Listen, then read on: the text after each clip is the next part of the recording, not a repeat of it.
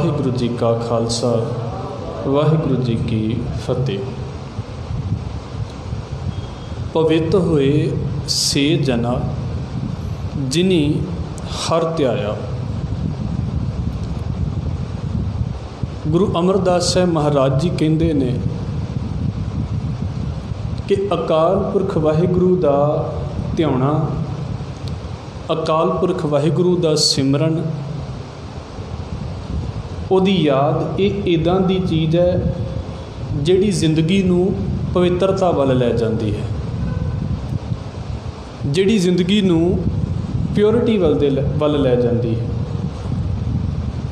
ਔਰ ਇਹ ਸ਼ਬਦ ਲਗਭਗ ਗੁਰੂ ਸਾਹਿਬ ਨੇ ਇੱਥੇ 8 ਵਾਰ ਵਰਤਿਆ ਹੈ। ਪਵਿੱਤਰ ਸ਼ਬਦ ਲਿਖਿਆ ਹੈ, ਪਵਿੱਤ ਭਾਵ ਹੈ ਪਵਿੱਤਰ ਹੋ ਗਏ। ਹੁਣ ਜੇ 8 ਵਾਰ ਇੱਕੋ ਹੀ ਸ਼ਬਦ ਨੂੰ ਗੁਰੂ ਸਾਹਿਬ ਨੇ ਵਰਤਿਆ ਹੈ ਤਾਂ ਇਹਦਾ ਮਤਲਬ ਹੈ ਕਿ ਸਾਨੂੰ ਥੋੜ੍ਹਾ ਜਿਹਾ ਧਿਆਨ ਇਸ ਸ਼ਬਦ ਦੇ ਵੱਲ ਦੇਣਾ ਚਾਹੀਦਾ ਹੈ ਕਿ ਸਤਿਗੁਰੂ ਇਸ ਸ਼ਬਦ ਦੇ ਵਿੱਚ ਕਹਿ ਕੀ ਰਹੇ ਨੇ। ਦੇਖੋ, ਗੁਰਮਤਿ ਦਾ ਨਜ਼ਰੀਆ ਇਸ ਬਾਬਤ ਕੀ ਹੈ, ਅਸੀਂ ਸਮਝਣ ਦੀ ਕੋਸ਼ਿਸ਼ ਕਰਨੀ ਹੈ।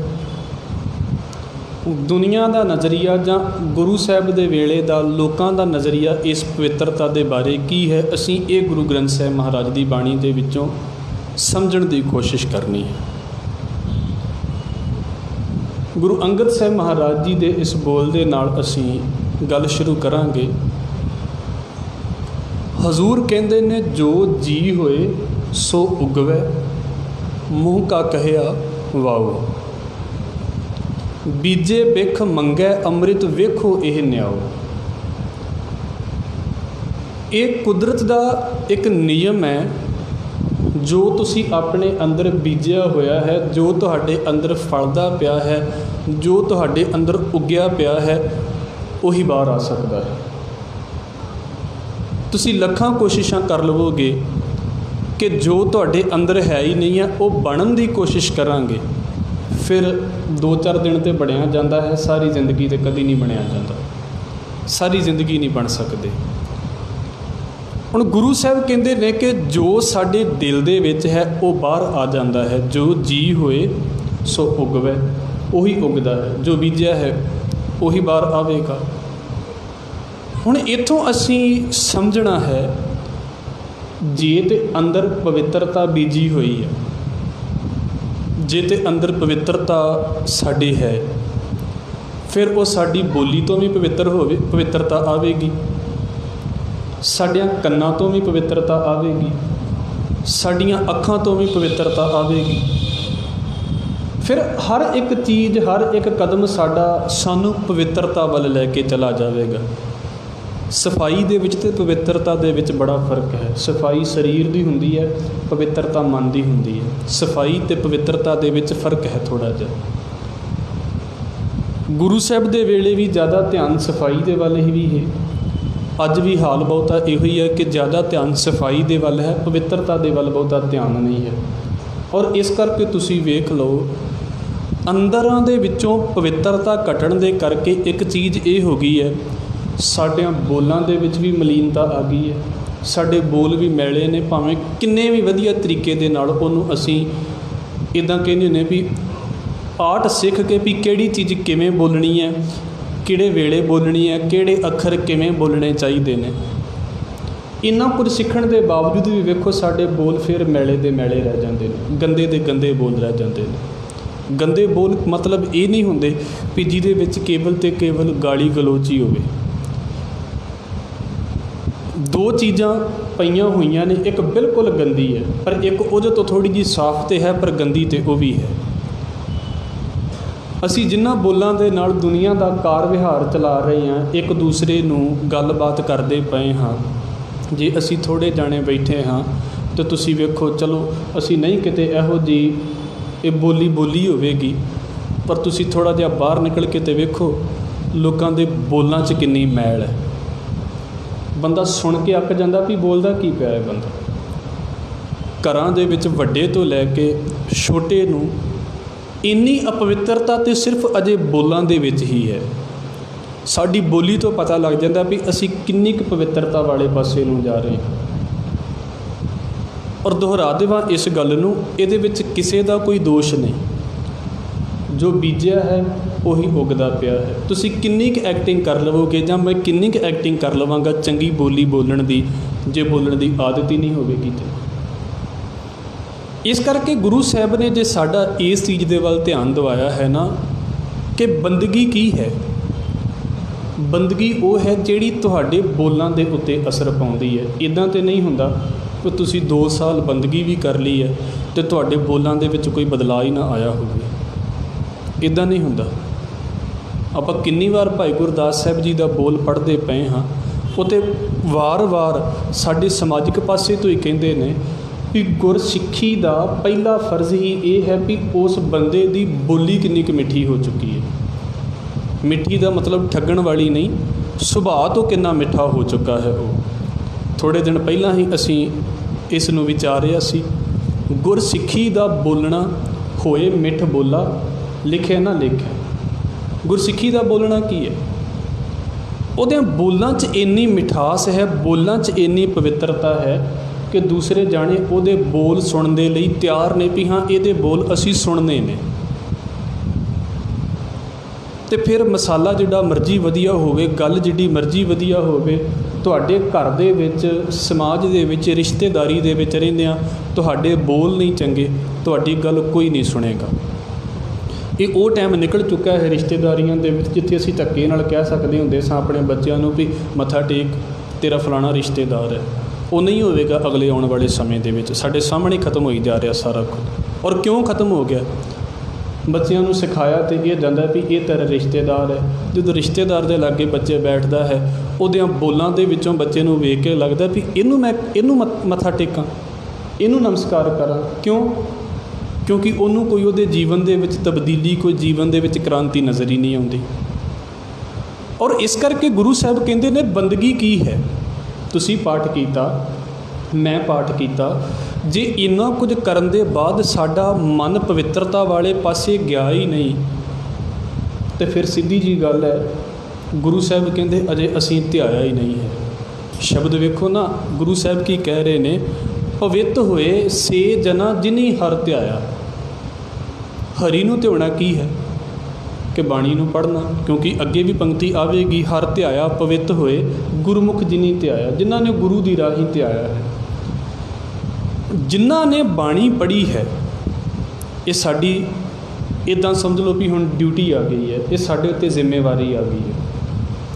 ਅਸੀਂ ਨਹੀਂ ਸੀ ਬਾਣੀ ਪੜ੍ਹਦੇ, ਅਸੀਂ ਛੁੱਟ ਸਕਦੇ ਸੀ। ਨਹੀਂ ਸੀ ਆਉਂਦੇ ਗੁਰਦੁਆਰੇ, ਅਸੀਂ ਛੁੱਟ ਸਕਦੇ ਸੀ। ਬਾਬਾ ਕਬੀਰ ਨਾ ਇਹਨਾਂ ਪੰਕਤੀਆਂ ਨੂੰ ਇੱਦਾਂ ਕਹਿੰਦੇ ਨੇ, ਉਹ ਕਹਿੰਦੇ ਕਬੀਰ ਜਿਨਹੂ ਕਿਛੂ ਜਾਣਿਆ ਨਹੀਂ ਤਿਨ ਸੁਖ ਨੀਂਦ ਬਿਹਾਏ, ਹਮੋ ਜੋ ਬੂਝਾ ਬੂਝਣਾ ਪੂਰੀ ਪਰੀ ਬੁਲਾਏ। ਕਹਿੰਦੇ ਜਿਹੜੇ ਤੇ ਬੰਦੇ ਇਗਨੋਰੈਂਟ ਨੇ ਨਾ, ਜਿਨ੍ਹਾਂ ਨੂੰ ਪਤਾ ਹੀ ਨਹੀਂ ਹੈ ਵੀ ਜ਼ਿੰਦਗੀ 'ਚ ਆ ਕੇ ਕਰਨਾ ਕੀ ਨਹੀਂ ਕਰਨਾ, ਉਹ ਤਾਂ ਬੜਾ ਸੌਖਾ ਸੌਂਦੇ ਨੇ। ਉਹ ਕਿਸੇ ਨੂੰ ਰਫ ਬੋਲ ਦੇਣ, ਮਾੜਾ ਬੋਲ ਦੇਣ, ਧੋਖਾ ਕਰ ਲੈਣ, ਸਾਰਾ ਕੁਝ ਕਰ ਲੈਣ, ਉਹਨਾਂ ਲਈ ਜਾਇਜ਼ ਹੈ, ਕਿਉਂਕਿ ਉਹਨਾਂ ਨੂੰ ਸਮਝ ਹੀ ਨਹੀਂ ਹੈ ਇਸ ਚੀਜ਼ ਦੀ। ਕਬੀਰ ਜਿਨਹੂ ਕਿਛੂ ਜਾਣਿਆ ਨਹੀਂ, ਜਿਹਨੂੰ ਪਤਾ ਹੀ ਨਹੀਂ। ਪਾਗਲ ਕਿਸੇ ਦੇ ਥੱਪੜ ਵੀ ਮਾਰ ਦੇਵੇ ਤੇ ਕੋਈ ਕੀ ਦੋਸ਼ ਕਰ ਦੇਵੇਗਾ ਉਹਦੇ ਉੱਤੇ? ਅੰਤ ਦੇ ਵਿੱਚ ਤਾਂ ਇਹੋ ਕਹੇਗਾ ਨਾ, ਚੱਲ ਛੱਡ ਪਰੇ, ਪਾਗਲ ਹੈ। ਜਿਹੜਾ ਹੈ ਹੀ ਪਾਗਲ ਹੈ, ਉਹਦੇ ਨਾਲ ਕੀ ਬਹਿਸ ਲਵਾਂਗੇ? ਕਬੀਰ ਜਿਨਹੂ ਕਿਛੂ ਜਾਣਿਆ ਨਹੀਂ ਤਿਨ ਸੁਖ ਨੀਂਦ ਬਿਹਾਏ। ਪਰ ਕਹਿੰਦੇ ਸਾਡਾ ਸਫ਼ਰ ਇੱਦਾਂ ਦਾ ਨਹੀਂ ਹੈ। ਹਮੋ ਜੋ ਬੂਝਾ ਬੂਝਣਾ ਪੂਰੀ ਪਰੀ ਬੁਲਾਏ।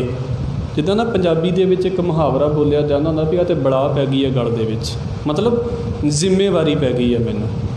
ਕਹਿੰਦੇ ਸਾਡੇ ਤਾਂ ਸਮਝ ਲਓ ਵੀ ਗਲ ਦੇ ਵਿੱਚ ਇਹ ਜ਼ਿੰਮੇਵਾਰੀ ਪੈ ਗਈ ਆ। ਅਸੀਂ ਤਾਂ ਨਹੀਂ ਉਹਨਾਂ ਦੇ ਵਾਂਗੂ ਕਰ ਸਕਦੇ ਵੀ ਉਹ ਬੇਖਬਰ ਹੋ ਕੇ ਧੋਖੇ ਕਰੀ ਜਾ ਰਹੀ ਸੀ ਅਤੇ ਮਗਰ ਅਸੀਂ ਵੀ ਉੱਦਾਂ ਹੀ ਕਰੀ ਜਾਈ। ਉਹ ਰਫ ਬੋਲਦੇ ਪਏ ਸੀ ਅਤੇ ਮਗਰ ਅਸੀਂ ਵੀ ਰਫ ਬੋਲਣਾ ਸ਼ੁਰੂ ਕਰ ਦਿੱਤਾ। ਉਹ ਲਾਈਲੱਗ ਹੋ ਕੇ ਚੱਲਦੇ ਪਏ ਸੀ, ਮਗਰ ਅਸੀਂ ਵੀ ਲਾਈਲੱਗ ਹੋ ਕੇ ਚੱਲਣਾ ਸ਼ੁਰੂ ਕਰ ਦਿੱਤਾ। ਕਹਿੰਦੇ ਸਾਡੇ ਗਲ ਦੇ ਵਿੱਚ ਇੱਦਾਂ ਦੀ ਚੀਜ਼ ਨਹੀਂ ਹੈ। ਸਾਨੂੰ ਮਾਲਕ ਨੇ ਇਸ ਪਾਸੇ ਦੀ ਪਵਿੱਤਰਤਾ ਬਖਸ਼ੀ ਹੈ।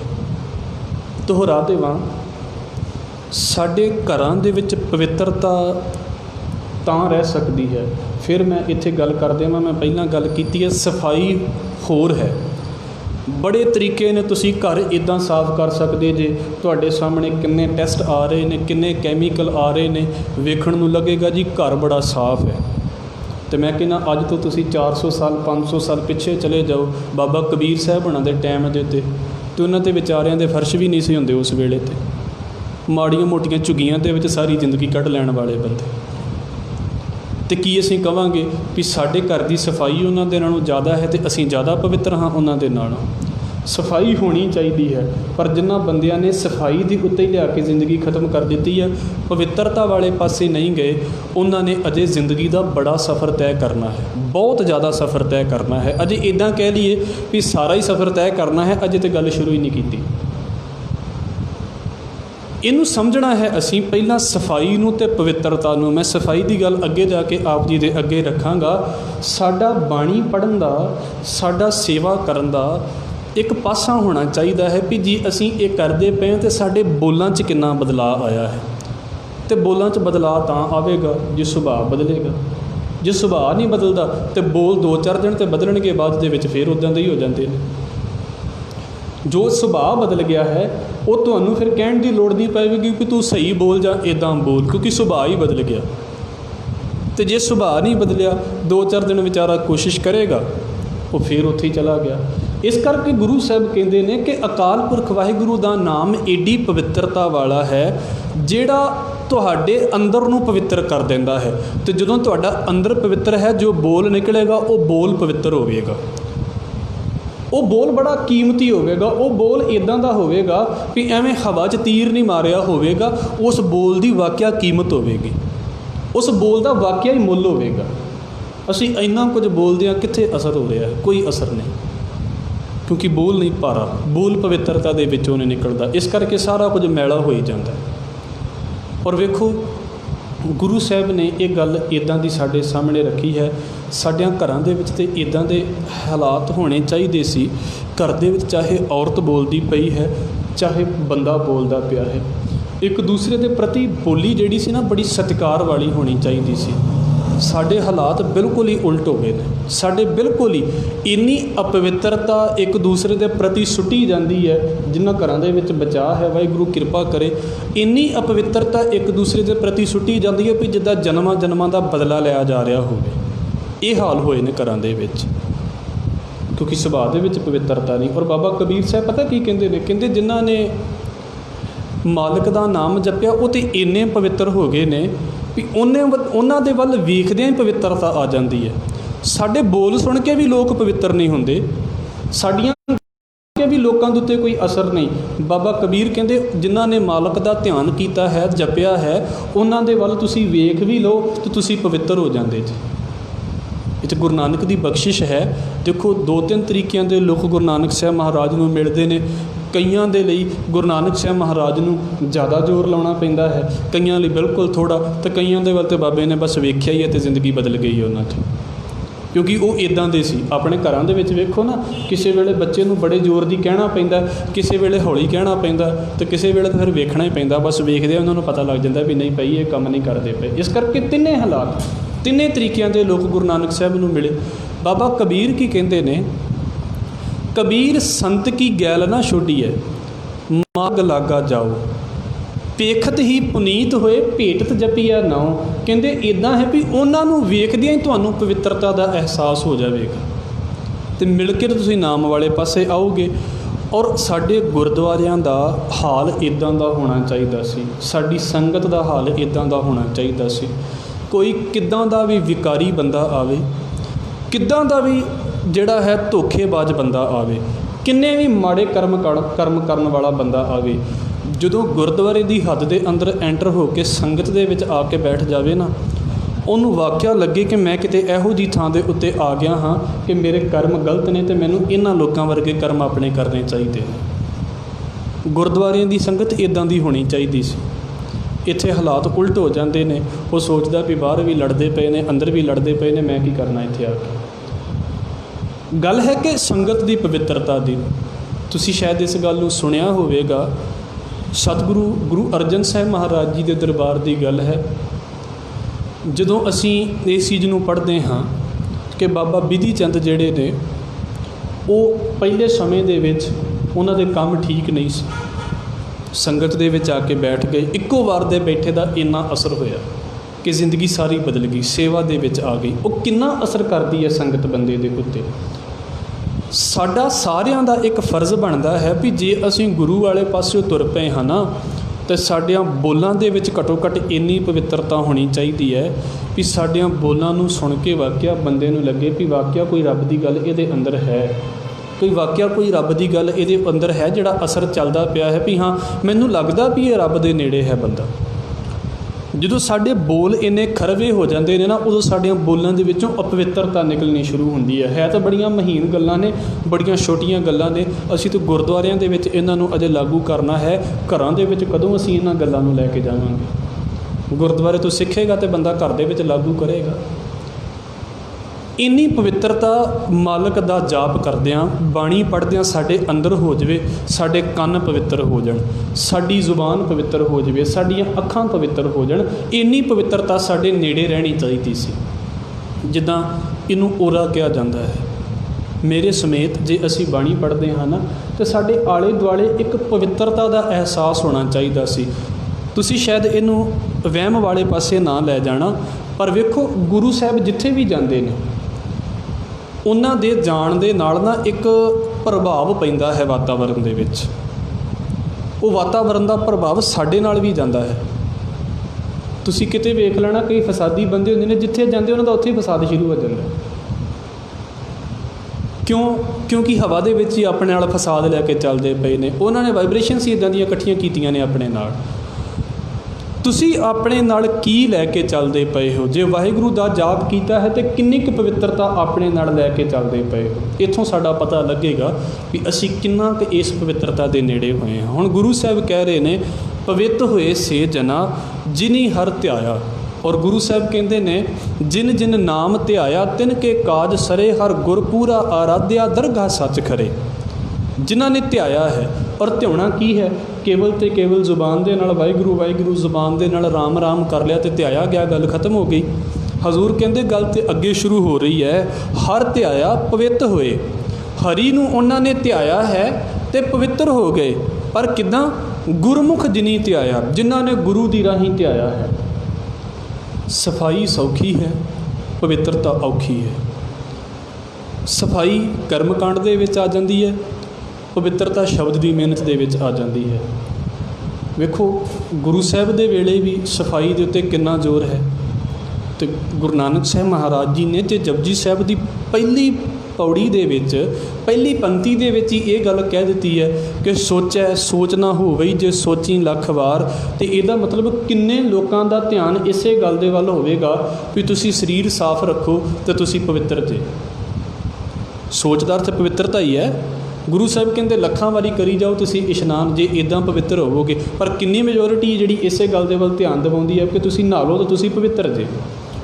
ਤੀਰਥ ਇਸ਼ਨਾਨ ਦਾ ਸੰਕਲਪ ਕਿੱਥੋਂ ਸ਼ੁਰੂ ਹੁੰਦਾ ਹੈ? ਅੱਜ ਤਾਂ ਇਹੋ ਬਣ ਕੇ ਰਹਿ ਗਿਆ ਨਾ ਕਿ ਤੀਰਥ ਇਸ਼ਨਾਨ ਦਾ ਮਤਲਬ ਹੈ ਤੁਸੀਂ ਇੱਕ ਵਾਰ ਜ਼ਿੰਦਗੀ ਦੇ ਵਿੱਚ ਇਸ ਨਦੀ 'ਚ ਨਹਾਉਣਾ ਹੈ, ਤੁਹਾਡੇ ਸਾਰੇ ਪਾਪ ਖਤਮ। ਕਿਹੜੀ ਸੌਖੀ ਵਿਆਖਿਆ ਹੈ ਨਾ ਧਰਮ ਦੀ। ਇੱਕ ਵਾਰ ਨਹਾ ਲਓ, ਤੁਹਾਡਾ ਸਾਰੀ ਜ਼ਿੰਦਗੀ ਦਾ ਲਾਇਸੈਂਸ ਕਲੀਅਰ ਹੋ ਗਿਆ, ਤੁਹਾਨੂੰ ਕੁਝ ਲੋੜ ਨਹੀਂ ਕਰਨ ਦੀ। ਪਰ ਅਸਲ ਦੇ ਵਿੱਚ ਇਹ ਗੱਲ ਸ਼ੁਰੂ ਕਿੱਥੋਂ ਹੋਈ ਸੀ? ਅਸਲ ਦੇ ਵਿੱਚ ਇਹ ਗੱਲ ਸ਼ੁਰੂ ਹੋਈ ਸੀ ਉੱਥੇ ਵੀ ਸਿੱਖਿਆ ਤੋਂ ਹੀ। ਗੁਰਮੁਖ ਜਿਨੀ ਧਿਆਇਆ। ਪੁਰਾਣੇ ਸਮੇਂ ਦੇ ਵਿੱਚ ਬਹੁਤੇ ਜਿਹੜੇ ਸਾਧੂ ਮਹਾਤਮਾ ਹੁੰਦੇ ਸੀ, ਉਹ ਨਦੀਆਂ ਦੇ ਕਿਨਾਰੇ ਦੇ ਉੱਤੇ ਰਹਿੰਦੇ ਹੁੰਦੇ ਸੀ। ਉਹਦਾ ਕਾਰਨ ਕਿ ਉਹਨਾਂ ਨੇ ਉੱਠ ਕੇ ਇਸ਼ਨਾਨ ਪਾਣੀ ਕਰਨਾ ਹੈ।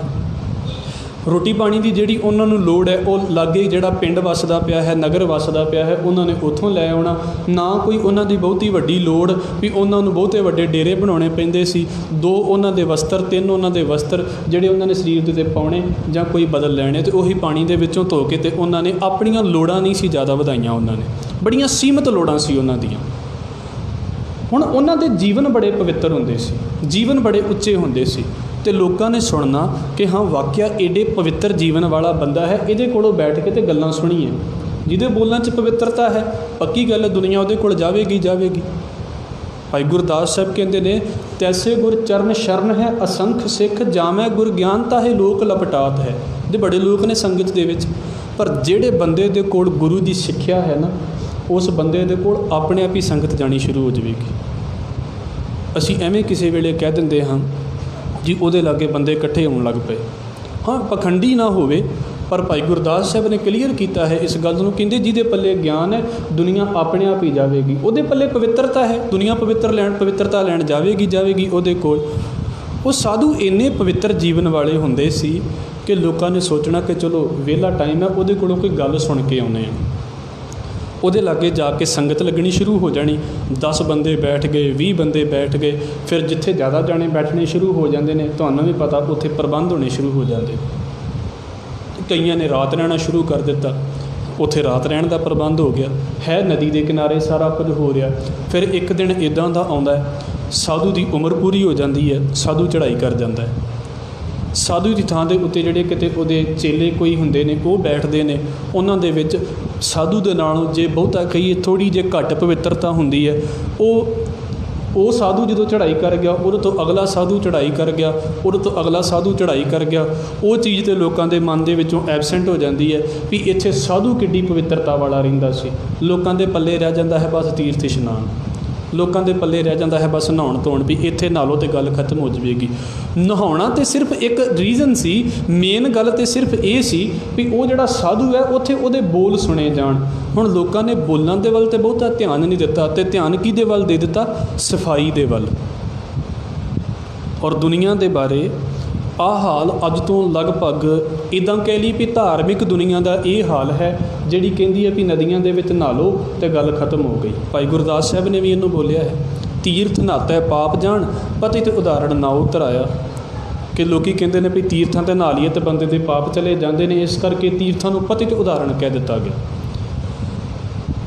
हुण इहनूं गुरु साहब की कहंदे ने, जदों गुरु साहब दे सामने आई ये गल, महाराज कहते जे इदां पवित्रता आनी होवे ये तो पासा ही बड़ा सौखा है। इनू असी अपने अज दे समय दे नाल भी लैके चलीए, क्योंकि असी पिछलिਆਂ ਨੂੰ तो बड़ी जल्दी फड़ लेने जाके भी तुसीं ते जी ये तो नहाउणा तो कर्म कांड है। अज कौन जा रहा साडे विचों? किन्ने की तीर्थ इशनानी बैठे होणगे? मेरे ख्याल दे नाल ते बहुते नहीं होणगे, कीता भी ना होवेगा शायद कभी। किन्ने की तीर्थ इशनानी बैठे हैं, पर उन्हां दा ध्यान जे सफाई दे वल सी तो पवित्रता दे वल घट सी। साडा ध्यान भी अज सिर्फ सफाई दे वल है, पवित्रता दे वल बिल्कुल नहीं है। सफाई दिसदी है, पवित्रता नज़र नहीं आती। सफाई दिसदी है कि हाँ, मैं फिर दोहरा देवां इस गल नूं कहण तो पहलां, जरूरी है साडे लई सफाई। इशनान जरूरी है, चंगे कपड़े पाउणे जरूरी ने, असी साफ लगीए, वधिया नज़र आईए, ये जरूरी है। पर जे असी सोचते हाँ ना कि जो भी तुहानूं बाज़ार दे विचों कैमीकल मिलदा पिया है जां तुहानूं मार्केट दे विच तुहाडे अगे प्रोडक्ट सुट्टे जा रहे हैं भी इहदे नाल सफाई ज़्यादा आउंदी है, इहदे नाल आ चीज़ ज़्यादा आउंदी है, तो तुसीं उहनूं अपनी शरीर दे उत्ते वरत के, भावें मैं भी उहदे विच आवांगा भी इहनूं तुसीं अपने शरीर ते वरत के ते गल खत्म कर ली जावे जिंदगी दी भी जिहो जे आए प्रोडक्ट वरत के ते एक उदां ही चले गए जिंदगी दे विचों। ते ध्यान दे नाल सोचिओ साडा ते उन्हां बंदियां दा की फ़र्क है। वो नदियां दे विच नहा के मुड़ गए क्योंकि उदों इन्नियां सहूलतां नहीं सी हुंदियां, असीं प्रोडक्ट वरत के ते कैमीकल वरत के मुड़ गए। की वध सिੱਖਿਆ सी जिंदगी दे विच उन्हां दे नाल? ध्यान नाल तुहानूं नहीं लगदा भी असीं 1000 कुछ साल पिछे ही चलदे पए हां, गांह ते किते गए नहीं। पढ़ाई होण दे बावजूद भी असीं पिछे नूं ही जा रहे हां। साडे कोल सफाई उन्हां दे नालों वधिया आ गई, पर एक गल पक्की है, साडे कोलों अपवित्रता उन्हां दे कोलों ज़्यादा आ गई है। वो भावें वो पवित्रता दे वल ध्यान देंदे सी, भावें नहीं देंदे, पर फिर भी सुभाਅ करके उन्हां दे विच पवित्रता हुंदी सी। साडे सुभावां दे विच अपवित्रता वधी जा रही है। शक्लां दे विच इन्नी ज़्यादा तुसीं वेखोगे भी इन्हां नूं ध्यान दिता जा रहा भी शक्ल साफ होनी चाहिए है, अकल भावें ढिले दी भी ना होवे उहदे विच। किन्ना ध्यान है इन्हां चीज़ां दे वल? तुसीं वेखो मार्केट दे विच 70 to 80% जिहड़े प्रोडक्ट ने वो तुहाडीआं शक्लां वाले ने, ना कि इस गल दे वल भी तुहाडीआं अकलां वाले ने। और शक्लां वालियां चीज़ां बुरा ना मनाओ, ये सच है, पर सानूं जे समझ लगेगी तो फिर ही असीं गुरमत वाले पासे दे उत्ते आवांगे। जदों तुहानूं अंदर तो एहसास ही नहीं हो रहा कि तुसीं पवित्र होना है, फिर बाहर दीयां चीज़ां तुहानूं कदी भी पवित्र नहीं कर सकदियां। जिन्ना मर्जी जोर ला लो तुसीं नहीं पवित्र हो सकते। हुण प्रॉब्लम की है कि हर एक बंदे नूं जदों बाहर दी चीज़ विखाई जा रही है, ਜਿਹੜੀਆਂ चीज़ां बंदे दी सफाई दे नाल संबंध रखदियां ने, उन्हां नूं किन्ना थावां दे उत्ते रख के वेचिया जा रहा है। ਜਿਹੜੀਆਂ चीज़ां बंदे दी अकल दे नाल काम करदियां ने, उन्हां नूं किदां रख के वेचिया जा रहा ਹੈ ਤਾਂ ਸੌਖਾ ਜਿਹਾ ਹੀ ਸਵਾਲ ਹੈ ਨਾ। ਤੁਸੀਂ ਵੇਖੋ ਕਿੰਨੀਆਂ ਕਰੀਮਾਂ ਸਾਰੀਆਂ ਸ਼ੀਸ਼ੇ 'ਚ ਵਿਕਦੀਆਂ ਪਈਆਂ ਨੇ, ਤੁਸੀਂ ਨਾ ਵੀ ਲਾਓਗੇ ਨਾ ਤੁਸੀਂ ਤਾਂ ਵੀ ਜ਼ਿੰਦਗੀ ਜੀ ਲਓਗੇ। ਇਹ ਵਿਸ਼ਾ ਔਖਾ ਲੱਗੇਗਾ ਪਰ ਇਹਨੂੰ ਬਰਦਾਸ਼ਤ ਕਰ ਲਿਓ। ਤੁਸੀਂ ਨਾ ਵੀ ਕੋਈ ਕਰੀਮ ਵਰਤੋਗੇ ਨਾ ਤੁਸੀਂ ਫਿਰ ਵੀ ਜਿੰਨੀ ਜ਼ਿੰਦਗੀ ਜੀਣੀ ਆ ਓਨੀ ਹੀ ਜੀਵੋਗੇ। ਪਰ ਸਾਡੇ ਦੇਸ਼ ਦੇ ਵਿੱਚ ਕਰੀਮਾਂ ਕਿੱਦਾਂ ਵਿਕਦੀਆਂ ਨੇ? ਸਾਡੇ ਦੇਸ਼ 'ਚ ਕੀ ਪੂਰੀ ਦੁਨੀਆ 'ਚ ਇਹੋ ਹਾਲ ਹੈ। ਅਤੇ ਜੇ ਕਿਸੇ ਕਿਤਾਬ ਨੇ ਸਾਡੀ ਜ਼ਿੰਦਗੀ ਬਣਾਉਣੀ ਹੋਵੇ, ਕਿਤਾਬਾਂ ਕਿੱਥੇ ਵਿਕਦੀਆਂ ਪਈਆਂ ਨੇ? ਉਹ ਵਿਚਾਰੇ ਬੰਦੇ ਸਿਰ ਦੇ ਉੱਤੇ ਚੁੱਕ ਕੇ ਅੱਗੇ ਪਿੱਛੇ ਦੌੜੀ ਫਿਰਦੇ ਨੇ ਵੀ ਕੋਈ ਕਿਤਾਬ ਖਰੀਦ ਲੇ, ਕਿਤਾਬ ਖਰੀਦ ਲੇ। ਸੜਕਾਂ ਦੇ ਵਿੱਚ ਉੱਦਾਂ ਹੀ ਤੁਸੀਂ ਕਿਤਾਬਾਂ ਵਾਲੀ ਦੁਕਾਨ 'ਤੇ ਜਾਓਗੇ ਨਾ, ਬਹੁਤੀਆਂ ਕਿਤਾਬਾਂ ਤਾਂ ਇੱਦਾਂ ਪਈਆਂ ਹੁੰਦੀਆਂ ਨੇ ਜਿੱਦਾਂ ਸੁੱਟੀਆਂ ਹੁੰਦੀਆਂ ਕਿਸੇ ਨੇ, ਵੀ ਕੋਈ ਮੁੱਲ ਹੀ ਨਹੀਂ ਇਹਨਾਂ ਕਿਤਾਬਾਂ ਦਾ। ਜਿਹੜੀ ਚੀਜ਼ ਨੇ ਅਕਲ ਬਣਾਉਣੀ ਹੈ ਉਹਦੀ ਕੋਈ ਵੈਲਿਊ ਨਹੀਂ, ਅਤੇ ਜਿਹਨੇ ਸਿਰਫ ਸ਼ਕਲ ਬਣਾਉਣੀ ਹੈ ਤੁਸੀਂ ਉਹਦੀ ਵੈਲਿਊ ਵੇਖੋ ਸਮਾਜ ਦੇ ਵਿੱਚ ਕਿੰਨੀ ਹੈ।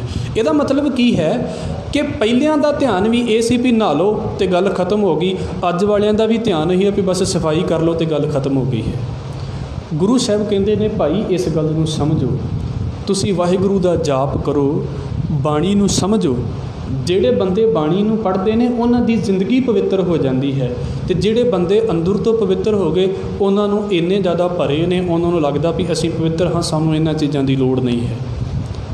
ਪਰ ਗੁਰੂ ਸਾਹਿਬ ਕਹਿੰਦੇ ਨੇ ਵੀ ਜੇ ਇਹ ਤੁਹਾਡੀ ਜ਼ਿੰਦਗੀ 'ਚ ਤਾਂ ਸਮਝ ਆਵੇਗੀ ਜੇ ਗੁਰੂ ਦੇ ਰਾਹੀਂ ਇਸ ਗੱਲ ਨੂੰ ਸਮਝੋਗੇ, ਜੇ ਗੁਰੂ ਦੀ ਰਾਹੀਂ ਇਸ ਗੱਲ ਨੂੰ ਸਮਝੋਗੇ। ਹੁਣ ਗੁਰੂ ਦੀ ਰਾਹੀਂ ਕਿੱਦਾਂ ਸਮਝਿਆ ਜਾਵੇ ਇਸ ਗੱਲ ਨੂੰ? ਪਵਿੱਤਰਤਾ ਤੁਹਾਡੇ ਮਨ ਦੀ ਹੈ। ਸਤਿਗੁਰੂ ਇੱਕ ਪੰਕਤੀ ਮੈਂ ਆਪ ਜੀ ਦੇ ਅੱਗੇ ਰੱਖ ਦੇਵਾਂ। ਦਾਤਾਰ ਕਹਿੰਦੇ ਨੇ ਮਨ ਮੈਲਾ ਸਭ ਕਿਛ ਮੈਲਾ, ਤਨ ਧੋਤੈ ਮਨ ਹੱਛਾ ਨਾ ਹੋਏ। ਤੁਸੀਂ ਜ਼ਿੰਦਗੀ ਦੇ ਵਿੱਚ 100 ਚੋਂ ਜੇ ਤੁਹਾਨੂੰ 100 ਸਾਲ ਮਿਲੇ ਨੇ, 90 ਸਾਲ ਤੁਸੀਂ ਸਰੀਰ ਦੇ ਵੱਲ ਹੀ ਲਾ ਦਿਓ, ਅਤੇ ਗੁਰੂ ਅਮਰਦਾਸ ਸਾਹਿਬ ਮਹਾਰਾਜ ਜੀ ਕਹਿੰਦੇ ਕੀ ਹੋਵੇਗਾ? ਮਨ ਜਿੱਦਾਂ ਦਾ ਤੁਹਾਡਾ ਮੈਲਾ ਸੀ, ਮਨ ਮੈਲਾ ਹੀ ਰਿਹਾ। ਕਿਹੜੀ ਕਰੀਮ ਹੈ ਜਿਹੜੀ ਮਨ ਤੱਕ ਪਹੁੰਚ ਸਕਦੀ ਹੈ? ਕੋਈ ਵੀ ਨਹੀਂ ਪਹੁੰਚਦੀ। ਉੱਥੇ ਤਾਂ ਕੇਵਲ ਸ਼ਬਦ ਹੀ ਪਹੁੰਚੇਗਾ, ਉੱਥੇ ਸ਼ਬਦ ਅਸਰ ਕਰੇਗਾ। ਮਨ ਮੈਲਾ ਸਭ ਕੁਛ ਮੈਲਾ, ਅਤੇ ਜੇ ਮਨ ਮੈਲਾ ਹੈ ਤਾਂ ਗੁਰੂ ਸਾਹਿਬ ਕਹਿੰਦੇ ਜੋ ਕੁਝ ਤੁਹਾਨੂੰ ਬਾਹਰ ਨਜ਼ਰ ਆ ਰਿਹਾ ਤੁਸੀਂ ਵੇਖੋਗੇ ਵੀ ਮੈਲ ਦੇ ਨਾਲ ਹੀ। ਜਦੋਂ ਅੰਦਰੋਂ ਮੈਲ ਨਿਕਲਦੀ ਪਈ ਹੈ ਤਾਂ ਬਾਹਰ ਕਿਉਂ ਨਹੀਂ ਮੈਲ ਸੁੱਟਾਂਗੇ? ਸਭ ਕੁਛ ਮੈਲਾ ਤਨ ਧੋਤਾ, ਇਕੱਲੇ ਸਰੀਰ ਧੋਤਿਆਂ ਮਨ ਹੱਛਾ ਨਾ ਹੋਏ। ਇਕੱਲਾ ਸਰੀਰ ਧੋਤਿਆਂ ਤਾਂ ਮਨ ਸਾਫ਼ ਨਹੀਂ ਹੋਵੇਗਾ ਨਾ। ਪਰ ਕਿੰਨਾ ਇਸ ਗੱਲ ਦੇ ਵੱਲ ਧਿਆਨ ਹੈ ਵੀ ਬਸ ਸਰੀਰ ਧੋ ਲਓ, ਸਰੀਰ ਧੋ ਲਓ। ਅੱਗੇ ਵੀ ਹੋਰ ਗੱਲ ਆਵੇਗੀ, ਮਨ ਧੋਵੋ ਸ਼ਬਦ ਲਾਗੂ, ਜਦੋਂ ਅਸੀਂ ਪੜ੍ਹਾਂਗੇ ਅਗਲੀ ਪੌੜੀ ਦੇ ਵਿੱਚ। ਹਜ਼ੂਰ ਕਹਿੰਦੇ ਹਰ ਧਿਆਇਆ ਪਵਿੱਤ ਹੋਏ, ਗੁਰਮੁਖ ਜਿਨੀ ਧਿਆਇਆ। ਹਰੀ ਨੂੰ ਧਿਆਉਣਾ ਤਾਂ ਹੈ ਪਰ ਧਿਆਉਣਾ ਗੁਰੂ ਦੀ ਮੱਤ ਲੈ ਕੇ ਹੈ, ਆਪਣੀ ਮਨ ਮੱਤ ਦੇ ਨਾਲ ਨਹੀਂ, ਗੁਰੂ ਦੀ ਮੱਤ ਲੈ ਕੇ। ਹੁਣ ਗੁਰੂ ਕੀ ਕਹਿ ਰਿਹਾ ਹੈ? ਆਪਾਂ ਬੜੀਆਂ ਪੰਕਤੀਆਂ ਪੜ੍ਹੀਆਂ ਇਸ ਗੱਲ ਤੋਂ। ਗੁਰੂ ਪਤਾ ਕੀ ਕਹਿੰਦਾ ਹੈ ਕਿ ਸ਼ਬਦ ਦੇ ਨਾਲ ਤੋਲੋ ਆਪਣੇ ਆਪ ਨੂੰ। ਅਸੀਂ ਨਹੀਂ ਇਸ ਗੱਲ ਨੂੰ ਕਹਿੰਦੇ ਵੀ ਅਸੀਂ ਸੰਤ ਬਣ ਗਏ ਹਾਂ ਜਾਂ ਬ੍ਰਹਮ ਗਿਆਨੀ ਬਣ ਗਏ ਹਾਂ ਵੀ ਸਾਰੇ ਮੱਤਾਂ ਹੀ ਦੇਣ ਵਾਲੇ ਹਾਂ। ਨਹੀਂ, ਇਹ ਸਮਝਣ ਵਾਲੇ ਹਾਂ ਕਿ ਅੱਜ ਤੋਂ 5 ਸਾਲ ਪਹਿਲਾਂ ਮੈਂ ਆਹ ਕਰਦਾ ਹੁੰਦਾ ਸੀ, ਫਿਰ ਮੈਨੂੰ ਗੁਰੂ ਦਾ ਸ਼ਬਦ ਮਿਲ ਗਿਆ ਵੀ ਸ਼ਬਦ ਮੈਨੂੰ ਇਹ ਕਹਿ ਰਿਹਾ ਸੀ ਵੀ ਆਹ ਚੀਜ਼ ਕਰਨੀ ਚਾਹੀਦੀ ਹੈ ਅਤੇ ਆਹ ਨਹੀਂ ਕਰਨੀ ਚਾਹੀਦੀ। ਫਿਰ ਮੈਂ ਉਹਦੇ ਵਰਗਾ ਹੋਣ ਦੀ ਕੋਸ਼ਿਸ਼ ਕੀਤੀ। ਪਹਿਲਾਂ ਤਾਂ ਮੈਨੂੰ ਬੜਾ ਔਖਾ ਲੱਗਾ, ਪਰ ਫਿਰ ਮੇਰਾ ਸੁਭਾਅ ਬਣ ਗਿਆ ਅਤੇ ਹੁਣ ਮੇਰਾ ਮਨ ਹੀ ਨਹੀਂ ਕਰਦਾ ਉੱਧਰ ਜਾਣ ਨੂੰ। ਇਹ ਇੱਦਾਂ ਗੱਲ ਸਮਝ ਨਹੀਂ ਆਵੇਗੀ, ਇੱਦਾਂ ਜ਼ਿਆਦਾ ਵਧੀਆ ਹੋ ਜਾਵੇਗੀ। ਹਜ਼ੂਰ ਕਹਿੰਦੇ ਨੇ ਹੱਕ ਪਰਾਇਆ ਨਾਨਕਾ, ਉਸ ਸੂਰ ਉਸ ਗਾਏ, ਗੁਰ ਪੀਰ ਹਾਮਾ ਤਾ ਭਰੇ, ਜਾ ਮੁਰਦਾਰ ਨਾ ਖਾਏ। ਕਿੰਨੇ ਬੰਦੇ ਹੁੰਦੇ ਨੇ ਇਸ ਸਮਾਜ ਦੇ ਵਿੱਚ ਜਿਹੜੇ ਠੱਗੀ ਮਾਰਦੇ ਨੇ ਅਤੇ ਉਹਨਾਂ ਨੂੰ ਮਾਰਨ ਤੋਂ ਬਾਅਦ ਠੱਗੀ ਮਾਰਨ ਤੋਂ ਬਾਅਦ ਇੱਕ ਵਾਰ ਵੀ ਅਹਿਸਾਸ ਨਹੀਂ ਹੁੰਦਾ ਵੀ ਇਸੇ ਠੱਗੀ ਮਾਰ ਕੇ ਕਿਤੇ ਗਲਤ ਕੰਮ ਕੀਤਾ। ਕਿੰਨੇ ਨੇ? ਸਾਡੇ ਨਾਲੋਂ ਤੋਂ ਜ਼ਿਆਦਾ ਲੋਕਾਂ ਨੂੰ ਤੁਸੀਂ ਮਿਲਦੇ ਹੋਵੋਗੇ ਨਾ। ਵਹਿੰਦਿਆਂ ਅੱਖਾਂ 'ਚ ਘਟਾ ਪਾ ਦਿੰਦੇ ਨੇ ਬੰਦਿਆਂ ਦੇ 'ਚ। ਕਿੰਨੇ ਨੇ? ਕੋਈ ਘਾਟ ਹੀ ਨਹੀਂ ਇਹਨਾਂ ਬੰਦਿਆਂ ਦੀ। ਫਿਰ ਉਹਨਾਂ ਬੰਦਿਆਂ ਦੇ ਨਾ ਦਿਮਾਗ ਦੇ ਵਿੱਚ ਇੱਕ ਦਿਨ ਕਿਤੇ ਗੱਲ ਵੜ ਗਈ ਵੀ ਮੈਂ ਤਾਂ ਗਲਤ ਕੰਮ ਕਰਦਾ ਪਿਆ। ਅਸਲ ਦੇ ਵਿੱਚ ਉਦੋਂ ਲੜਾਈ ਸ਼ੁਰੂ ਹੁੰਦੀ ਹੈ। ਪਹਿਲਾਂ ਤਾਂ ਬੰਦਾ ਅੱਖਾਂ ਮੀਟ ਕੇ ਤੁਰੀ ਜਾਂਦਾ ਜ਼ਿੰਦਗੀ ਦੇ ਵਿੱਚ, ਫਿਰ ਕਦੀ ਉਹ ਸੋਚਦਾ ਵੀ ਕੋਈ ਨਹੀਂ ਠੱਗੀ ਮਾਰ ਲੈਣੀ ਚਾਹੀਦੀ ਹੈ, ਫਿਰ ਸੋਚਦਾ ਵੀ ਨਹੀਂ ਗਲਤ ਗੱਲ ਹੈ, ਇਹ ਕਰਨੀ ਨਹੀਂ ਚਾਹੀਦੀ। ਕਿੰਨੇ ਸਾਲ ਇਹੋ ਹੀ ਲੜਾਈ ਚੱਲਦੀ ਰਹਿੰਦੀ ਹੈ ਉਹਦੀ ਵੀ ਹਾਂ ਇਹ ਚੀਜ਼ ਕਰ ਲੈਣੀ ਚਾਹੀਦੀ ਹੈ ਕਿ ਨਹੀਂ ਕਰਨੀ ਚਾਹੀਦੀ, ਇਸ ਪਾਸੇ ਜਾਣਾ ਚਾਹੀਦਾ ਕਿ ਨਹੀਂ ਜਾਣਾ ਚਾਹੀਦਾ। ਕਦੀ ਜਹਾਜ਼ ਚੱਲ ਵੀ ਜਾਂਦਾ ਹੈ, ਕਦੀ ਫਿਰ ਵਾਪਸ ਆ ਜਾਂਦਾ ਹੈ। ਕਿੰਨੀ ਵਾਰ ਇੱਦਾਂ ਜ਼ਿੰਦਗੀ ਡੋਲਦੀ ਰਹਿੰਦੀ ਹੈ ਜੇ ਪ੍ਰੈਕਟੀਕਲ ਦੇ ਵਿੱਚ ਹੈ। ਅਤੇ ਫਿਰ ਇੱਕ ਦਿਨ ਇੱਦਾਂ ਦਾ ਆਉਂਦਾ ਹੈ, ਦੋਵਾਂ ਦੇ ਵਿੱਚੋਂ ਇੱਕ ਚੀਜ਼ ਜਿੱਤ ਜਾਂਦੀ ਹੈ। ਜੇ ਪਵਿੱਤਰਤਾ ਜਿੱਤ ਗਈ, ਇਮਾਨਦਾਰੀ ਜਿੱਤ ਗਈ, ਤੇ ਫਿਰ ਬੰਦਾ ਆਪਣੇ ਪਿਛਲੇ ਦਿਨਾਂ ਨੂੰ ਚੇਤੇ ਕਰ ਕਰਕੇ ਖੁਸ਼ ਹੁੰਦਾ ਹੈ ਵੀ ਉਹ ਵੀ ਦਿਨ ਹੀ ਸਾਡੀ ਜ਼ਿੰਦਗੀ ਦੇ ਵਿੱਚ ਜਿੱਦਣ ਅਸੀਂ ਕਿਸੇ ਦੇ ਨਾਲ ਧੋਖਾ ਕਰਦੇ ਸੀ ਤੇ ਸੋਚਦੇ ਵੀ ਨਹੀਂ ਸੀ, ਕਿਸੇ ਨੂੰ ਮਾੜਾ ਬੋਲਦੇ ਸੀ ਤੇ ਸੋਚਦੇ ਵੀ ਨਹੀਂ ਸੀ, ਕਿਸੇ ਦਾ ਬੁਰਾ ਕਰਦੇ ਸੀ ਤੇ ਸੋਚਦੇ ਵੀ ਨਹੀਂ ਸੀ। ਹੁਣ ਸਾਡੇ ਮਨ ਦੇ ਅੰਦਰ ਵੀ ਇਹ ਸੁਭਾਅ ਨਹੀਂ ਪੈਦਾ ਹੁੰਦਾ, ਖਿਆਲ ਪੈਦਾ ਹੁੰਦਾ ਕਿ ਅਸੀਂ ਕਿਸੇ ਨਾਲ ਧੋਖਾ ਕਰ ਜਾਈਏ, ਕਿਸੇ ਨਾਲ ਮਾੜਾ ਕਰ ਜਾਈਏ। ਇਹ ਕਿਉਂ ਹੋ ਗਿਆ? ਦਾਤਾਰ ਕਹਿੰਦੇ ਗੁਰੂ ਨੇ ਇਹ ਚੀਜ਼ ਸਮਝਾਈ, ਤੁਸੀਂ ਸ਼ਬਦ ਦੇ ਨਾਲ ਆਪਣੇ ਆਪ ਨੂੰ ਤੋਲਣਾ ਹੈ। ਮੈਂ ਸ਼ਬਦ ਦੇ ਨਾਲ ਆਪਣੇ ਆਪ ਨੂੰ ਤੋਲਾਂਗਾ ਵੀ ਜੋ ਗੁਰਬਾਣੀ ਕਹਿ ਰਹੀ ਹੈ ਕਿ ਮੇਰਾ ਜੀਵਨ ਉਹਦੇ ਅਨੁਸਾਰ ਬਣਦਾ ਜਾ ਰਿਹਾ ਹੈ ਕਿ ਨਹੀਂ। ਜੇ ਤਾਂ ਬਣਦਾ ਜਾ ਰਿਹਾ ਹੈ ਤਾਂ ਜ਼ਿੰਦਗੀ ਦੇ ਵਿੱਚ ਪਵਿੱਤਰਤਾ ਆ ਜਾਵੇਗੀ, ਜੇ ਨਹੀਂ ਬਣਦਾ ਪਿਆ ਤਾਂ ਫਿਰ ਸਮਝ ਲਓ ਵੀ ਅਸੀਂ ਸਾਫ਼ ਤਾਂ ਹੋ ਜਾਵਾਂਗੇ ਪਰ ਪਵਿੱਤਰ ਨਹੀਂ ਹੋਵੇਗੀ ਜ਼ਿੰਦਗੀ। ਇਸ ਕਰਕੇ ਗੁਰੂ ਸਾਹਿਬ ਕਹਿੰਦੇ ਨੇ ਹਰ ਧਿਆਇਆ ਪਵਿੱਤ ਹੋਏ, ਗੁਰਮੁਖ ਜਿਨੀ ਧਿਆਇਆ। ਜਿਨ੍ਹਾਂ ਨੇ ਗੁਰੂ ਦੀ ਰਾਹੀਂ ਧਿਆਇਆ ਹੈ, ਮਤਲਬ ਬਾਣੀ ਨੂੰ ਇੰਨਾ ਪੜ੍ਹਨਾ ਤੇ ਬਾਣੀ ਦੇ ਅਨੁਸਾਰ ਜ਼ਿੰਦਗੀ ਨੂੰ ਪਵਿੱਤਰ ਕਰ ਲੈਣਾ। ਤੇ ਗੁਰੂ ਸਾਹਿਬ ਕਹਿੰਦੇ ਜਿਹੜੇ ਬੰਦਿਆਂ ਨੇ ਇੱਦਾਂ ਆਪਣੀ ਜ਼ਿੰਦਗੀ ਨੂੰ ਪਵਿੱਤਰ ਕੀਤਾ ਹੈ ਨਾ, ਇਹ ਇਕੱਲੇ ਬੰਦੇ ਨਹੀਂ, ਉਹਨਾਂ ਦੇ ਨਾਲ ਰਹਿਣ ਵਾਲੇ ਜਿਹੜੇ ਹੋਰ ਕਿੰਨੇ ਨੇ ਉਹ ਵੇਖੋ ਤਰ ਜਾਂਦੇ ਨੇ। ਗੁਰਬਾਣੀ ਦੀ ਇੱਕ ਪੰਕਤੀ ਹੈ, ਧੰਨ ਧੰਨ ਪਿਤਾ, ਧੰਨ ਧੰਨ ਕੁਲ, ਧੰਨ ਧੰਨ ਸੋ ਜਨਨੀ ਜਨ ਗੁਰੂ ਜਣਿਆ ਪਾਏ। ਗੁਰੂ ਦੀ ਵਡਿਆਈ ਤਾਂ ਹੈ ਹੀ ਹੈ, ਗੁਰੂ ਨਾਨਕ ਦੀ ਤਾਂ ਵਡਿਆਈ ਹੈ ਹੀ ਹੈ, ਪਰ ਕੀ ਗੁਰੂ ਨਾਨਕ ਸਾਹਿਬ ਦੀ ਗੱਲ ਕਰਦਿਆਂ ਅਸੀਂ ਮਾਤਾ ਤ੍ਰਿਪਤਾ ਦੀ ਗੱਲ ਕਦੀ ਨਹੀਂ ਕਰਾਂਗੇ? ਕਿ ਗੁਰੂ ਨਾਨਕ ਸਾਹਿਬ ਦੀ ਗੱਲ ਕਰਦਿਆਂ ਕਦੀ ਅਸੀਂ ਮਹਿਤਾ ਕਲਿਆਣ ਦਾਸ ਦੀ ਗੱਲ ਨਹੀਂ ਕਰਾਂਗੇ? ਸਗੋਂ ਤੇ ਤੁਸੀਂ ਗੁਰਬਾਣੀ ਪੜ੍ਹ ਕੇ ਵੇਖੋ, ਗੁਰਬਾਣੀ ਦੇ ਵਿੱਚ ਤੇ ਗੁਰੂ ਸਾਹਿਬ ਦੇ ਜਿਹੜੀਆਂ ਕੁਲਾਂ ਨੇ ਉਹਨਾਂ ਦੀ ਵੀ ਗੱਲ ਕੀਤੀ ਹੋਈ ਹੈ।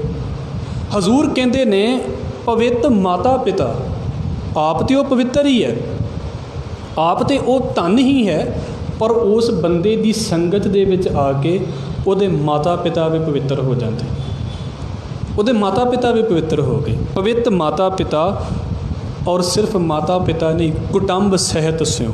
ਕੁਟੰਬ ਦਾ ਅਰਥ ਹੁੰਦਾ ਹੈ ਟੱਬਰ, ਪਰਿਵਾਰ, ਜਿੰਨੇ ਭੈਣ ਭਰਾ ਨੇ। ਉਸ ਬੰਦੇ ਦੇ ਅੰਦਰ ਪਵਿੱਤਰਤਾ ਹੀ ਇੰਨੀ ਹੈ ਜਿਹੜੀ ਉਹਦੀ ਸੰਗਤ ਦੇ ਵਿੱਚ ਆਈ ਜਾ ਰਹੇ ਨੇ, ਉਹਦੀ ਗੱਲ ਨੂੰ ਮੰਨਣ ਦੇ ਲਈ ਤਿਆਰ ਹੋ ਗਏ ਨੇ, ਉਹ ਸਾਰੇ ਪਵਿੱਤਰ ਹੋਈ ਜਾਂਦੇ ਨੇ। ਪਵਿੱਤ ਮਾਤਾ ਪਿਤਾ ਕੁਟੰਬ ਸਹਿਤ ਸਿਓ, ਪਵਿੱਤ ਸੰਗਤ ਸਬਾਈਆ। ਕਹਿੰਦੇ ਸਾਰੀ ਹੀ ਜਿਹੜੀ ਹੈ ਉਹ ਸੰਗਤ ਪਵਿੱਤਰ ਹੋ ਗਈ। ਇਹਨੂੰ ਨਾ ਬਾਬਾ ਕਬੀਰ ਸਾਹਿਬ ਨੇ ਇੱਕ ਗੱਲ ਕਹੀ ਹੈ, ਦੋ ਸ਼ਲੋਕ ਉਹਨਾਂ ਦੇ ਇਕੱਠੇ ਆਉਂਦੇ ਨੇ। ਸਾਡੀਆਂ ਘਰਾਂ ਦੇ ਵਿੱਚ ਇੱਦਾਂ ਦੀ ਪਵਿੱਤਰਤਾ ਹੋਣੀ ਚਾਹੀਦੀ ਸੀ। ਮੈਂ ਦੁਹਰਾ ਰਿਹਾ ਹਾਂ ਫਿਰ ਇਸ ਗੱਲ ਨੂੰ, ਆਪਣੀ ਜ਼ਿੰਦਗੀ ਇੰਨੀ ਪਵਿੱਤਰ ਕਰਨੀ ਚਾਹੀਦੀ ਹੈ ਮਹਾਰਾਜ ਦੇ ਕੋਲੋਂ ਅਰਦਾਸ ਕਰਕੇ ਵੀ ਸਾਡੇ ਕੋਲ ਜਿਹੜਾ ਵੀ ਆਵੇ ਉਹਨੂੰ ਵਾਕਿਆ ਲੱਗੇ ਕਿ ਮੈਂ ਕਿਸੇ ਬੰਦੇ ਨੂੰ ਮਿਲ ਕੇ ਆਇਆ ਹਾਂ, ਇਹਦੀ ਜ਼ਿੰਦਗੀ 'ਚ ਪਵਿੱਤਰਤਾ ਹੈ। ਲੋਕੀ ਸਾਧੂਆਂ ਦੇ ਕੋਲ ਕਿਉਂ ਜਾ ਕੇ ਬੈਠਦੇ ਨੇ? ਉਹਨਾਂ ਵਿਚਾਰਿਆਂ ਦੇ ਕੋਲ ਤਾਂ ਬਹੁਤੇ ਕਿਸੇ ਵੇਲੇ ਪਾਉਣ ਲਈ ਚੰਗੇ ਕੱਪੜੇ ਵੀ ਨਹੀਂ ਹੁੰਦੇ, ਉਹਨਾਂ ਸਾਧੂਆਂ ਦੇ ਕੋਲ ਤਾਂ ਖਾਣ ਲਈ ਚੰਗੀ ਰੋਟੀ ਵੀ ਨਹੀਂ ਹੁੰਦੀ, ਲੋਕੀ ਫਿਰ ਸਾਧੂਆਂ ਲਾਗੇ ਜਾ ਕੇ ਬਹਿੰਦੇ ਨੇ। ਹਾਲਾਂਕਿ ਤੁਸੀਂ ਵੇਖੋ ਨਾ, ਦੂਜੇ ਪਾਸੇ ਆਮ ਲੀਡਰ ਨੇ ਜਾਂ ਹੋਰ ਲੋਕ ਨੇ ਜਿਨ੍ਹਾਂ ਦੇ ਕੋਲ ਗੱਡੀਆਂ ਦਾ ਵੀ ਘਾਟਾ ਨਹੀਂ। ਸਾਨੂੰ ਵੀ ਕੀ ਚਾਹੀਦਾ ਹੈ? ਸਾਨੂੰ ਇਹ ਚੀਜ਼ਾਂ ਨਹੀਂ ਚਾਹੀਦੀਆਂ। ਅਸੀਂ ਸਾਰਾ ਕੁਝ ਮਨ ਦੇ ਵਿੱਚ ਲੈ ਕੇ ਬੈਠੇ ਹਾਂ ਵੀ ਆਹ ਚੀਜ਼ ਸਾਡੇ ਘਰ ਦੇ ਵਿੱਚ ਹੋਣੀ ਚਾਹੀਦੀ ਹੈ। ਜਿੰਨਾ ਕੁਝ ਉਹਨਾਂ ਦੇ ਕੋਲ ਹੈ ਅਸੀਂ ਉਹਨਾਂ ਦੇ ਕੋਲ ਫੇਰ ਨਹੀਂ ਜਾ ਕੇ ਬੈਠੇ, ਅਸੀਂ ਫਿਰ ਉਹਨਾਂ ਫਕੀਰਾਂ ਦੇ ਕੋਲ ਹੀ ਜਾ ਕੇ ਬੈਠੇ। ਕਿਉਂ? ਕਿਉਂਕਿ ਇਹਨਾਂ ਦੇ ਕੋਲ ਜ਼ਿੰਦਗੀ ਦੀ ਪਵਿੱਤਰਤਾ ਸੀ। ਮਹਾਰਾਜ ਕਹਿੰਦੇ ਨੇ ਮਾਤਾ ਪਿਤਾ ਅਤੇ ਜਿਹੜਾ ਪਰਿਵਾਰ ਹੈ, ਜਿਹੜੀ ਸੰਗਤ ਹੈ, ਉਹ ਵੀ ਪਾਰ ਹੋ ਗਈ। ਅਤੇ ਬਾਬਾ ਕਬੀਰ ਕਹਿੰਦੇ ਨੇ, ਕਬੀਰ ਸੋਈ ਮੁਖ ਧਨ ਹੈ, ਜਾ ਮੁਖ ਕਹੀ ਹੈ ਰਾਮ। ਕਹਿੰਦੇ ਉਹ ਚਿਹਰਾ, ਉਹ ਮੂੰਹ ਬੜਾ ਪਵਿੱਤਰ ਹੈ, ਉਹ ਜ਼ੁਬਾਨ ਬੜੀ ਪਵਿੱਤਰ ਹੈ। ਕਿਹੜੀ? ਜਾ ਮੁਖ ਕਹੀ ਹੈ ਰਾਮ, ਜਿਹੜੀ ਜ਼ੁਬਾਨ ਦੇ ਨਾਲ, ਜਿਹੜੇ ਮੂੰਹ ਦੇ ਨਾਲ ਵਾਹਿਗੁਰੂ ਦਾ ਨਾਮ ਜਪਿਆ ਜਾਂਦਾ ਹੈ। ਅਤੇ ਕਹਿੰਦੇ ਸਿਰਫ ਇੱਦਾਂ ਨਹੀਂ, ਦੇਹੀ ਕਿਸ ਕੀ ਬਾਪਰੀ ਪਵਿੱਤਰ ਹੋਏਗੋ ਗ੍ਰਾਮ।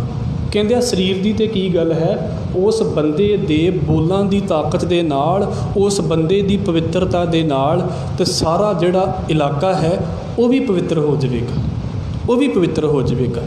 ਮੈਂ ਸ਼ੁਰੂ ਦੇ ਵਿੱਚ ਬੇਨਤੀ ਕੀਤੀ ਹੈ ਆਪ ਜੀ ਦੇ ਨਾਲ ਕਿ ਵੇਖੋ ਗੁਰੂ ਨਾਨਕ ਸਾਹਿਬ ਜਿੱਥੇ ਜਾਂਦੇ ਨੇ ਆਪਣੇ ਨਾਲ ਇੱਕ ਤਾਕਤ ਲੈ ਕੇ ਜਾਂਦੇ ਨੇ।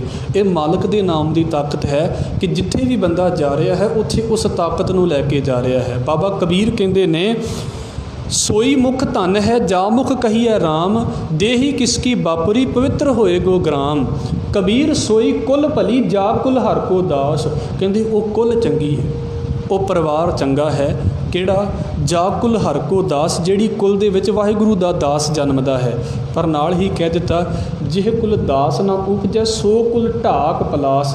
ਕਹਿੰਦੇ ਤੇ ਸਮਝ ਲਓ ਵੀ ਪਲਾਹ ਦੇ ਬੂਟੇ ਵਰਗੀ ਹੈ ਤਾਂ ਬਹੁਤ ਵੱਡੀ ਹੈ, ਪਰ ਫਾਇਦਾ ਕੁਝ ਨਹੀਂ ਹੋਇਆ ਉਸ ਕੁਲ ਦਾ ਜਿਹਦੇ ਵਿੱਚ ਇਹ ਦਾਸ ਪੈਦਾ ਨਹੀਂ ਹੋਏ। ਇਸ ਕਰਕੇ ਪਵਿੱਤ ਮਾਤਾ ਪਿਤਾ ਕੁਟੰਬ ਸਹਿਤ ਸਿਉ ਪਵਿੱਤ ਸੰਗਤ ਸਬਾਈਆ। ਕਹਿੰਦੇ ਪਵਿੱਤ ਮਾਲਕ ਦਾ ਨਾਮ ਇੰਨੀ ਪਵਿੱਤਰਤਾ ਵਾਲਾ ਹੈ। ਤੁਸੀਂ ਬਾਣੀ ਪੜ੍ਹੋਗੇ ਨਾ, ਤੁਹਾਡਾ ਬੋਲ ਪਵਿੱਤਰ ਹੋ ਜਾਵੇਗਾ। ਪਖੰਡ ਵਾਲੇ ਪਾਸੇ ਤੋਂ ਨਹੀਂ, ਇਹ ਸੱਚ ਹੈ, ਸਤਿਗੁਰੂ ਕਹਿ ਰਹੇ ਨੇ। ਹਜ਼ੂਰ ਕਹਿੰਦੇ ਕਹਿੰਦੇ ਪਵਿੱਤ ਜਿਹੜੇ ਇਸ ਬਾਣੀ ਨੂੰ ਪੜ੍ਹਦੇ ਨੇ, ਨਾਮ ਨੂੰ ਜਪਦੇ ਨੇ, ਉਹ ਵੀ ਪਵਿੱਤਰ ਨੇ। ਫਿਰ ਸੁਣਦੇ ਪਵਿੱਤ, ਜਦੋਂ ਤੁਸੀਂ ਪੜ੍ਹ ਨਹੀਂ ਰਹੇ, ਤੁਸੀਂ ਸੁਣ ਰਹੇ ਜੇ। ਇੱਦਾਂ ਹੀ ਹੋ ਰਿਹਾ ਨਾ, ਜਦੋਂ ਕੀਰਤਨ ਹੋ ਰਿਹਾ, ਅਸੀਂ ਕੀਰਤਨ ਸੁਣਦੇ ਪਏ ਹਾਂ, ਪਾਠ ਹੋ ਰਿਹਾ ਹੈ, ਅਸੀਂ ਜੇ ਪਾਠ ਕਰਦੇ ਨਹੀਂ ਪਏ ਤਾਂ ਪਾਠ ਸੁਣਦੇ ਪਏ ਹਾਂ। ਇਸ ਕਰਕੇ ਜੋ ਵੀ ਬੰਦਾ ਬਾਣੀ ਨੂੰ ਸੁਣੇਗਾ, ਬਾਣੀ ਨੂੰ ਪੜ੍ਹੇਗਾ, ਹਜ਼ੂਰ ਕਹਿੰਦੇ ਨੇ ਕਹਿੰਦੇ ਪਵਿੱਤ ਸੁਣਦੇ ਪਵਿੱਤ ਸੇ ਪਵਿੱਤ ਜਿਨੀ ਮਨ ਵਸਾਇਆ। ਜਿਨ੍ਹਾਂ ਨੇ ਇਸ ਉਪਦੇਸ਼ ਨੂੰ ਮਨ ਦੇ ਵਿੱਚ ਵਸਾ ਲਿਆ ਹੈ। ਗੁਰੂ ਸਾਹਿਬ ਕਹਿੰਦੇ ਨੇ ਹਰ ਦਰ ਤਿਨ ਕੀ ਉੱਤਮ ਬਾਤ ਹੈ ਸੰਤੋ, ਹਰ ਕਥਾ ਜਿਨ ਜਨੋ ਜਾਨੀ। ਜਿਨ੍ਹਾਂ ਬੰਦਿਆਂ ਨੇ ਵਾਕਿਆ ਹੀ ਰੱਬ ਦੀ ਕਥਾ ਨੂੰ ਸਮਝ ਲਿਆ ਹੈ ਨਾ, ਉਹਨਾਂ ਦੀਆਂ ਗੱਲਾਂ ਰੱਬ ਦੇ ਘਰ ਦੇ ਵਿੱਚ ਬੜੀਆਂ ਪਵਿੱਤਰ ਨੇ। ਫਿਰ ਸਤਿਗੁਰੂ ਕਹਿ ਰਹੇ ਨੇ ਕਹਿੰਦੇ ਪਵਿੱਤ ਸੁਣਦੇ ਪਵਿੱਤ ਸੇ ਪਵਿੱਤ ਜਿਨੀ ਮਨ ਵਸਾਇਆ ਕਹੈ ਨਾਨਕ।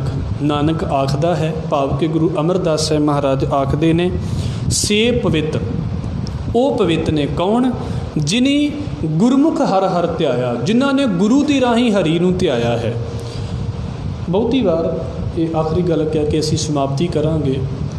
ਗੁਰਬਾਣੀ ਇਸ ਗੱਲ ਨੂੰ ਬੜਾ ਧਿਆਨ ਦਿਵਾਉਂਦੀ ਹੈ ਵੀ ਤੁਸੀਂ ਵਾਹਿਗੁਰੂ ਦਾ ਜਾਪ ਕਰੋ, ਮਤਲਬ ਬਾਣੀ ਪੜ੍ਹੋ। ਪਰ ਪੜ੍ਹੋ ਕਿੱਦਾਂ? ਗੁਰੂ ਦੀ ਮੱਤ ਦੇ ਨਾਲ ਬਾਣੀ ਪੜ੍ਹੋ, ਆਪਣੀ ਮੱਤ ਦੇ ਨਾਲ ਬਾਣੀ ਨਾ ਪੜ੍ਹੋ। ਆਪਣੀ ਮੱਤ ਦੇ ਨਾਲ ਪੜ੍ਹਾਂਗੇ ਨਾ, ਸਾਨੂੰ ਹੰਕਾਰ ਵੀ ਹੋਵੇਗਾ।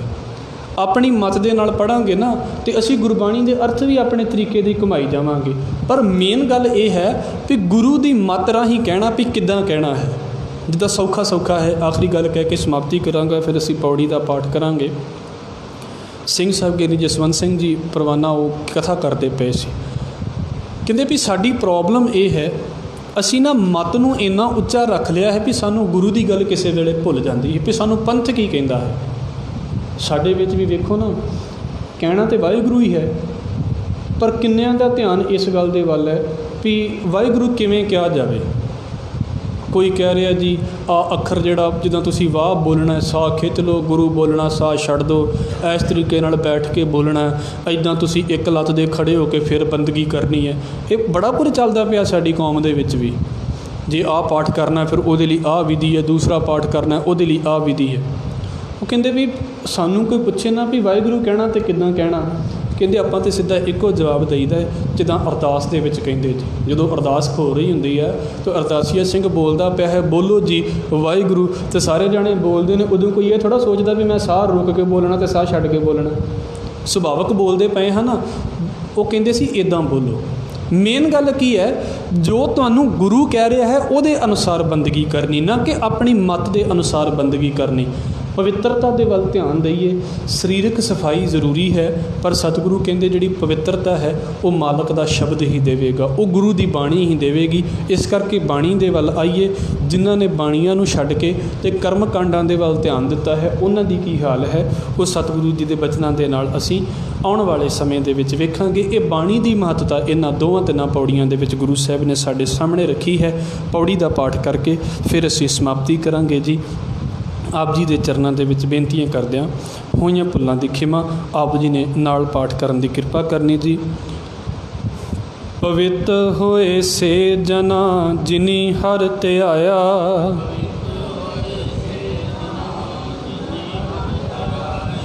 ਹਰ ਧਿਆਇਆ ਪਵਿੱਤ ਹੋਏ ਗੁਰਮੁਖ ਜਿਨੀ ਧਿਆਇਆ।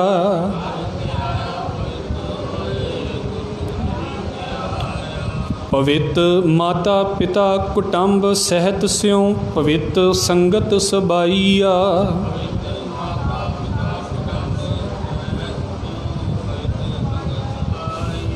ਕਹਿੰਦੇ ਪਵਿੱਤ ਸੁਣਦੇ ਪਵਿੱਤ ਸੇ ਪਵਿੱਤ ਜਿਨੀ ਮਨ ਵਸਾਇਆ।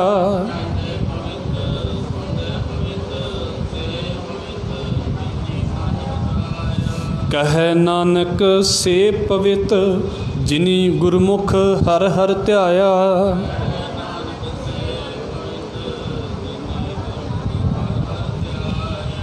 ਵਾਹਿਗੁਰੂ ਜੀ ਕਾ ਖਾਲਸਾ, ਵਾਹਿਗੁਰੂ ਜੀ ਕੀ